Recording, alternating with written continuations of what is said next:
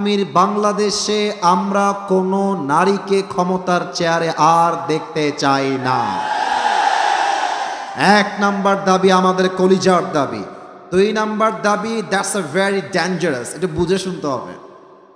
দাবিটা হলো এইরকম, আমরা যে শুধু পুরুষ চাই, it's exactly not like that. আমরা শুধু পুরুষ চাই না, আমরা এমন একজন পুরুষকে আগামীর বাংলাদেশের প্রধানমন্ত্রীর চেয়ারে দেখতে চাই, যেই পুরুষ জাতীয় সংসদে দাঁড়িয়ে বাংলাদেশের পক্ষে বক্তব্য দিবে এবং তার কোয়ালিফিকেশন, তার কাবিলিয়ত, তার ইস্তেদাদ, তার যোগ্যতা এতটা হাইলি কোয়ালিফাইড হবে। আমার দেশের প্রধানমন্ত্রী একই সময়ে জাতীয় সংসদে দাঁড়িয়ে দেশের পক্ষে বক্তব্য যেমন দিবে, তিনি চাইলে জাতীয় মসজিদ বাইতুল মুকাররমে দাঁড়িয়ে জুমার খুতবা দেওয়ার যোগ্যতাও রাখবে। এই বিষয়ে সবাই দ্বিমত না একমত? এবার আমাকে বলেন, দেশের প্রধানমন্ত্রী যদি হয় জাতীয় মসজিদ বাইতুল মুকাররমের খতিব, দেশে কি আর সুদ থাকবে? কথা কন, থাকবে? ঘুষ থাকবে? ধর্ষণ থাকবে?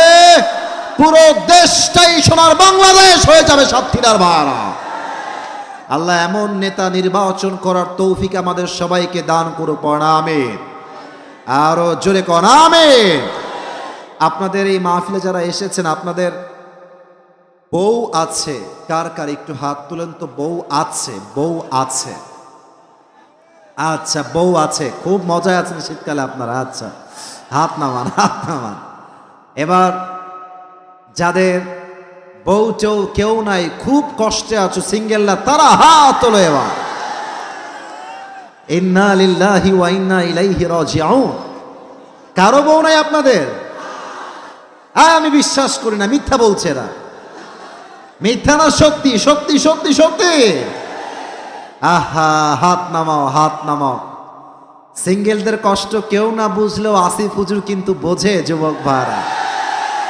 আমি আমার আব্বাজান কিছু এসেছেন, কিছু বাসায় আছেন, আর আমার মায়েরাও মাহফিল আমাকে শুনছেন, হয়তো প্রজেক্টরের মাধ্যমে এবং সাউন্ডের মাধ্যমে। আমি সবাইকে একটা আবদার করব, বিনয়ের সাথে, আদবের সাথে। যুবকদের চরিত্র রক্ষা হবে কম্বল দিয়ে নয়, ল্যাব দিয়ে নয়। যুবকদের চরিত্র রক্ষা হবে একমাত্র চরিত্রবান বউ দিয়ে। যুবক ভাড়া বলো।